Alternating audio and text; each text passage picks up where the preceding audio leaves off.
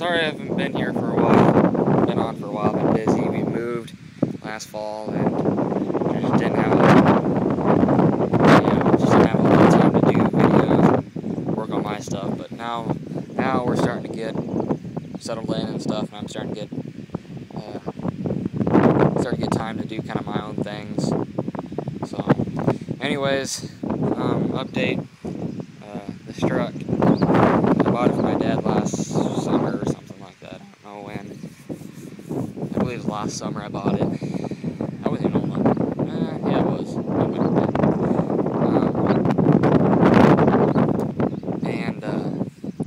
Yeah, so I've done quite a bit of things to it since I've even made a video of it, which was last fall. Kind of this spring I did quite a bit of things to it. Repainted it, as you guys can tell. Oh yeah, gotta love the racing stripes.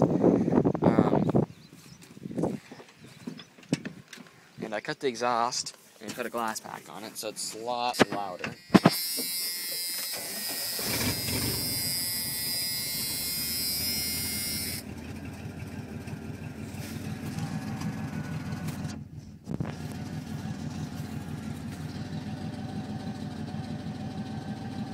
You gotta love that.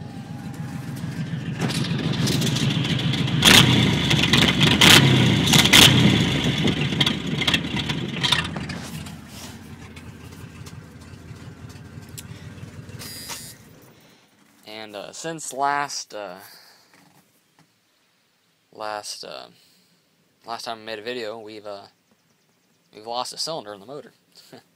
No compression. And I believe it's because of a bent valve. I'm not exactly sure.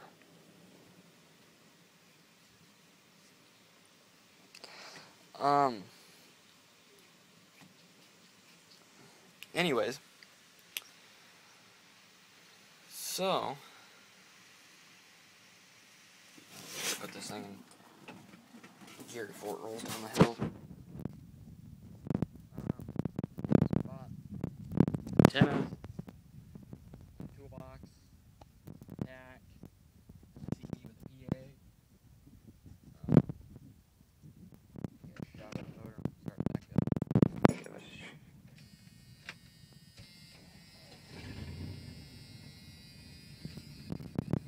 Yeah, lots of blue smoke. It still burns a lot of oil.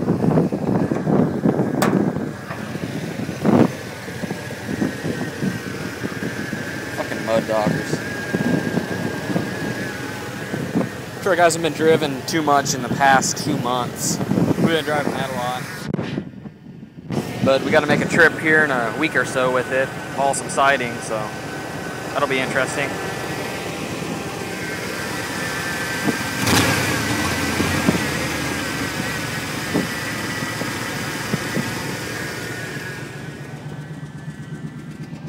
Alrighty, some other things I had to do to it. A while ago, put it in gear. Before I had my permit and before I even owned the truck, but my parents owned it. We didn't drive it too much because I wasn't driving,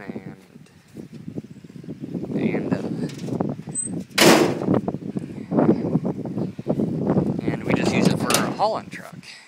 Menards, hauling something here and there, or cutting down a tree in the yard or something like that. And we haul so it's sad. Sometimes 2 to 3 weeks, sometimes a month, sometimes a month and a half, tops. But whenever you needed it, go out there and hit that key and it'd start right up. All but one time. We never really filled the truck up too much because it had a pretty big tank. We did fill it up once. Well, twice, I guess. And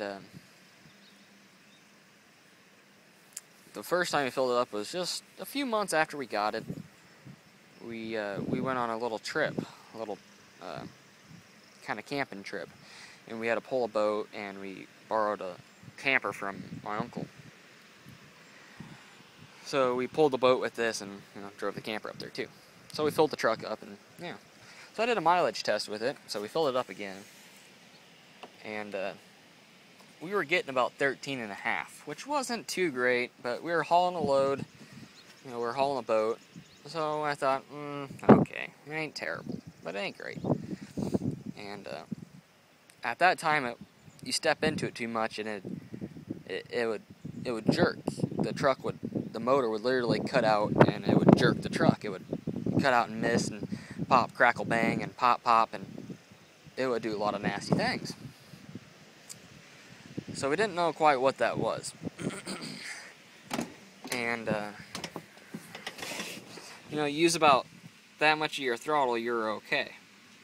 But you get down there, it would just crack. It'd like sit there and it would bog down in RPM and sit there and, it'd want to go, but it just didn't want. It just couldn't. And it turns out, I should have got this hint when I got the truck. In the glove box of the truck, there was a throttle body base gasket.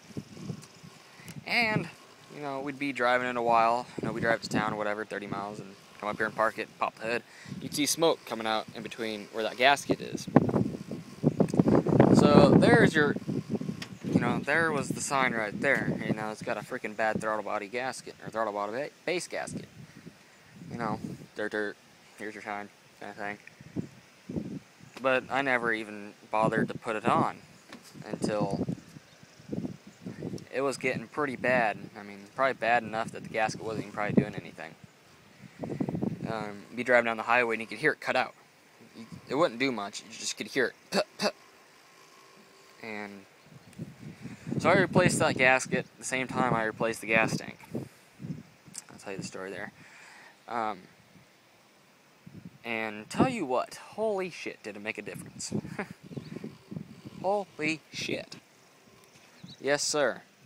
You can give it full throttle, it ain't gonna do much because it don't have very much power, but it doesn't jerk, doesn't pop, just occasionally it does a little pop, pop, backfire. Not like when you're stepping into it, just kind of like when you let off or sitting there at idling, it kind of pop, pop. And I think that's because the number one has no compression and the gas, spraying into the cylinder, the gas builds up and just, and it just ignites off so much, gas, not off combustion. So, it does backfire every once in a while, but not terribly bad. A lot better now that I've replaced that gasket. And, so we had it, like back to what I was saying about, we'd let it sit every once in a while, and, we never really, before I was driving, we never drove it too much, just once in a while to Menards or something, be about a 20-mile round trip. Just once every 2 or 3, 4 weeks. Get out of here, Wass. Get out of here. Damn Wass. And, so, we drove it home one night and said, oh shit, we have to get some gas in the gas can. It's getting pretty low on gas. I wouldn't trust it going back to town. So we parked it, and it sat there for 2 or 3 weeks. We never put any gas in it. 2 or 3 weeks, probably more like a month later, went to start it up just to move it or something. I don't think we were really even going anywhere, just to move it. And started up, and it wouldn't start. So, hopefully it just needs gas. Yeah, I put about a gallon of gas in it, it popped right off. So, that's when I kind of got a clue that maybe it's got a small gas leak. And the bottom of the tank would always kind of be... Here, I'll see, it's got those little, fin deals on it. And they would always kind of be moist. But you never see it drip or never have a puddle or nothing like that. Sometimes if certain wind was blowing right way and you're standing near the truck, you could smell gas. Well, it stayed like that up until about last fall. About the time I started driving to school with it. It started leaking.